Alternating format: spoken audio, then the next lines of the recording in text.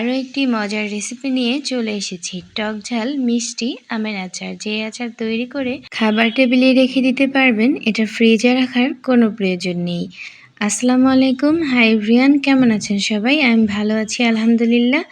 আমি আজকে টক ঝাল মিষ্টি আমের আচার তৈরি করার জন্য এখানে প্রায় 2 কেজি আম নিয়েছি। আমগুলো আমি এরকম কেটে ধুয়ে পরিষ্কার করে নিয়েছি। আমগুলো কাটার আগে আমি ধুয়ে নিয়েছিলাম, কেটে আর আমগুলো ধুইনি। এবার আমি এখানে দিয়ে দিচ্ছি 1 টেবিল চামচ মরিচের গুঁড়ি, সেই সাথে দিয়ে দিচ্ছি স্বাদ মতো লবণ, আর দিয়ে দিব 1 টেবিল চামচ হলুদের গুঁড়ি। এই সব কিছু উপকরণ দেওয়ার পরে খুব ভালোভাবে আমি মিক্সড করে মাখিয়ে নিব, আর এটা রেস্টে রেখে দিব প্রায় 3 থেকে 4 ঘন্টার জন্য। আপনাদের যদি রোদে দেওয়ার সুযোগ থাকে তাহলে অবশ্যই রোদে দিতে পারেন। খুব ভালোভাবে আমি হাত দিয়ে উল্টে পাল্টে মাখিয়ে নিচ্ছি।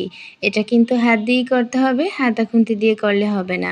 খুব ভালো করে যখন মাখানো হয়ে যাবে তখন এগুলো আমি ফ্যানের বাতাসে রেখে দিব প্রায় 1 ঘন্টার জন্য। আপনারা চাইলে কিন্তু রোদ দেওয়ার সুযোগ থাকলে রোদেও দিতে পারেন।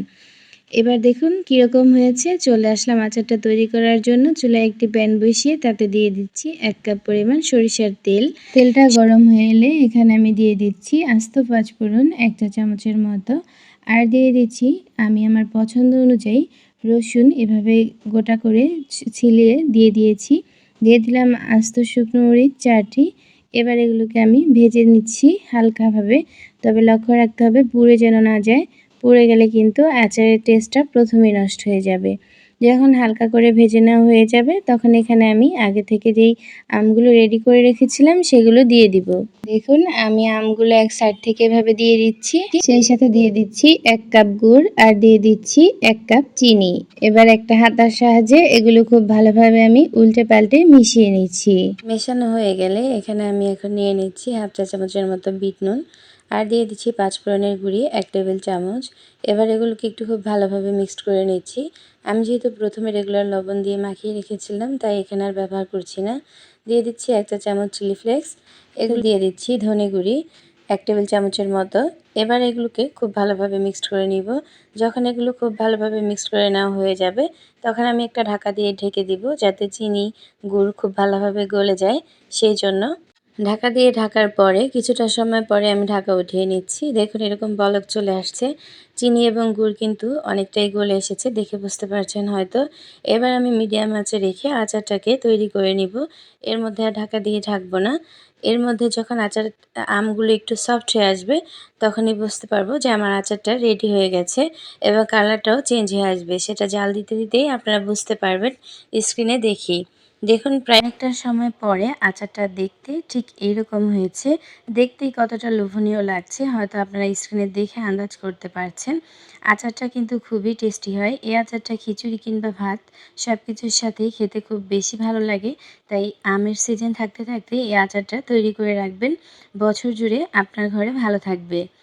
আচারটা প্রায় হয়ে এসেছে, তবে আমি আরও কিছুক্ষণ এই আচারটাকে এভাবে জাল করে নিব। তবে কিছুক্ষণ পরে পরে একটু নেড়ে চেড়ে দিতে হবে, নিচে যেহেতু লেগে না যায় সেদিকে লক্ষ্য রাখতে হবে। দেখুন কিছুটা সময় পরে আবারও চলে আসলাম। এই পর্যায়ে কিন্তু আচারের মধ্যে অনেকটাই একটু সফট ভাব চলে এসেছে।